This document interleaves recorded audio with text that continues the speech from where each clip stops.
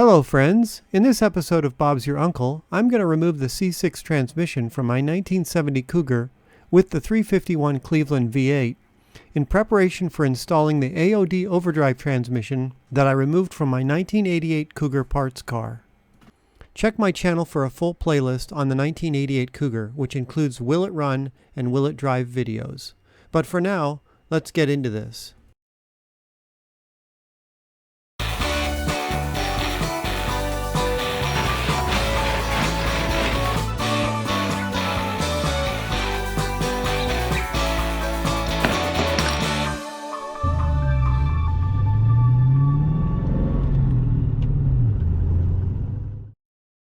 Okay, so it's up higher than the 88 Cougar, especially in the back. It's amazing what level ground will afford you. I was not happy with my new wireless microphone, so I will be narrating most of this video. Forgive the audio quality later. And by the way, no cats were harmed in the making of this video. In fact, Finny was removed from the garage while I lifted the car up. Now that it is safe for cats and humans, he can return and not howl at the other side of the door. So I got the 70 Cougar up as high as I dared, which will still not be high enough for sliding the tranny out on the transmission jack. So I will have to do my wood boards trick to get it out on a furniture dolly, just like I did removing the AOD from the 88 Cougar. I had previously replaced the annoying long tube headers that were in this car when I bought it, with much more user-friendly shorty headers. Today I reap my rewards for doing so, because I have mid-pipes that, up front, just bolt to the header flanges, and rearward to the muffler sections with V-bands. There's another set of V-bands just ahead of the rear axle, allowing easy removal over the axle.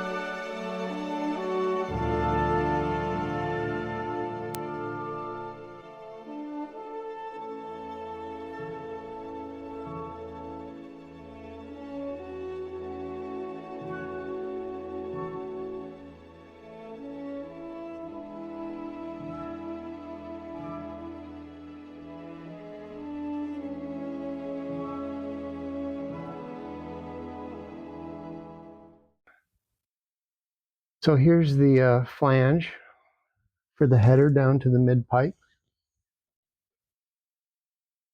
Mid-pipe's a good 3 feet long or something, maybe a little bit less, 30 inches. So those are 9/16. And here's our good close look at our C6 transmission, which is leaking from the front. You can obviously see that's not the rear main because that is transmission fluid leaking out, and it's coming out the front and it's getting washed down and covering the whole thing, the bottom of the transmission with it.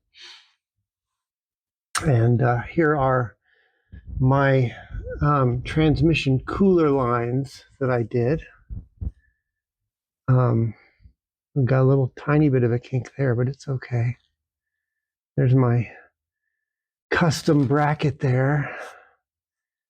That bracket there looks a little better. And then when it gets up there, I switch it over to soft hose, soft line, where it goes into the radiator. So I'm going to have to redo all of this, or some of it. I don't know. Maybe they'll both reach. I mean, it's at least it's on the same side. The cooler lines on the other transmission are on the same side and roughly in the same place. So I might be able to reuse my setup here. That would be nice. And there's my boogery unprofessional welds. Don't say anything, how dare you? How dare you? Okay, well, the transmission fluid in this transmission has like a mile on it. And I've changed it a couple of times even before that. So it's going to be the cleanest tranny fluid you ever did see. And I'm going to keep it and reuse it.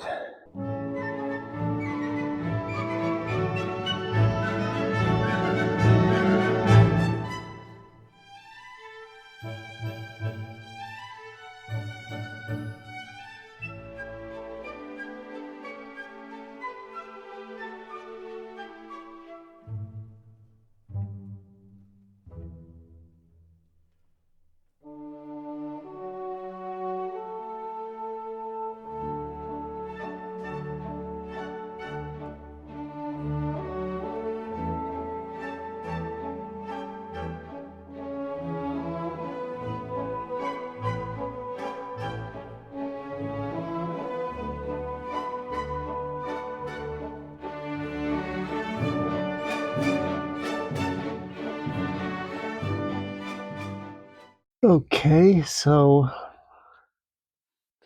starter's got to come out. Drive shaft's got to come out. And linkages need to be disconnected. They're not messing around with the starter here, are they? The size of that MRFer. Ooh, baby. Now we just get the drive shaft out. 1/2-inch bolts on the rear end, probably. Oh, yeah. It's actually the U-joint that comes apart here. Those will pop off pretty easy, and then it should come out pretty easy. I should get a pan under the rear tail housing because that will leak. That will seep out.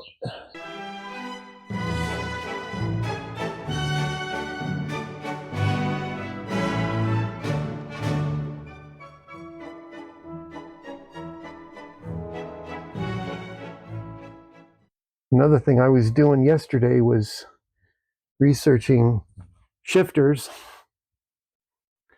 And so from what I discovered on the Thunderbirds and the Fords, if it was a console shift, it was a cable, at least on the Mustangs. With the AOD, it was a cable that ran down. Now, I have a cable right here, and it goes up to a B&M ratcheting shifter, where I'm sure that hardware goes to.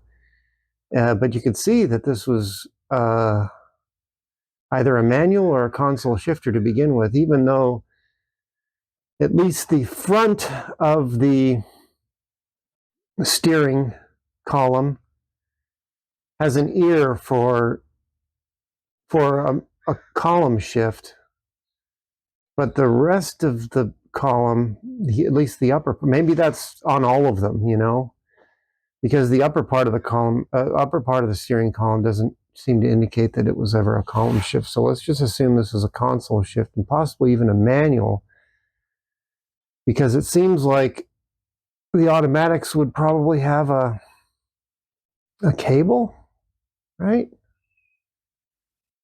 I don't know. So somebody, basically plugged that.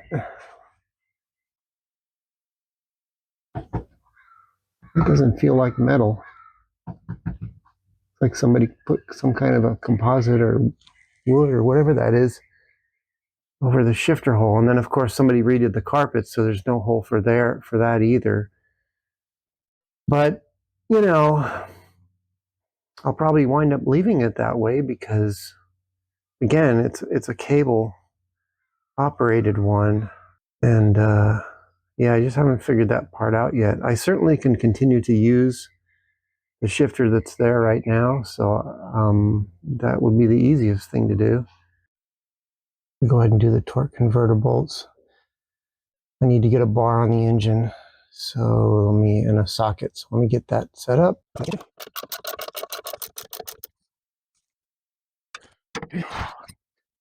Turn it over.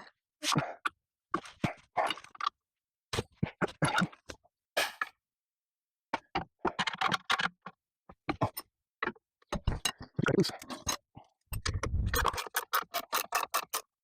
All right, one more. Get this. Okay. No friends, last one. Thank you. Yeah. Is it worth it? Is it worth it? Maybe not. Because no longer going to see together. So that's the last one. Interesting discovery. This bell housing bolt, where'd it go? Right here? Hand tight. Hand freaking tight. You can see if it's the right length. But yeah, it was hand tight. How do you like that? So the upper bolt has to come out first so I can get the dipstick tube out and access the lower one, because the lower one's kind of being blocked by the dipstick tube. No big deal. Okay, got all of them out. The last two came out pretty easily from above. And so now everything is removed hardware-wise except for the cross member. So we just need to get the jack in here, clean some stuff out of the way, get the jack in here, set it up, and then we can work on the cross member.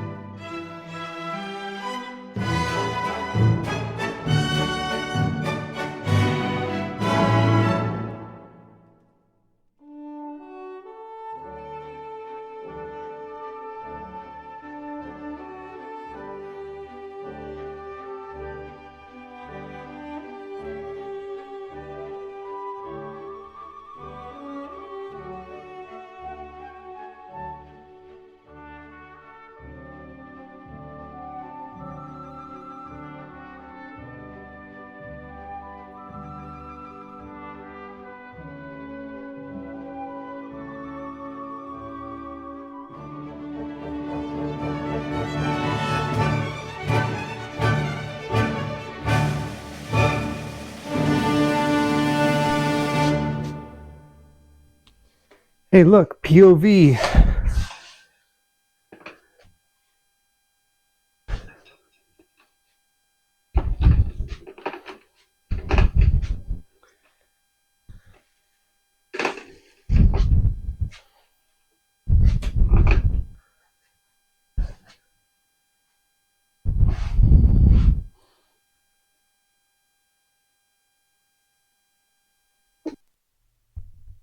Interesting, the C6 3-speed is longer than the AOD overdrive tranny. So I've got some work to do. In the next episode, I do some measuring, comparing, I get the drive shaft lengthened, and deal with the flex plate and mid plate.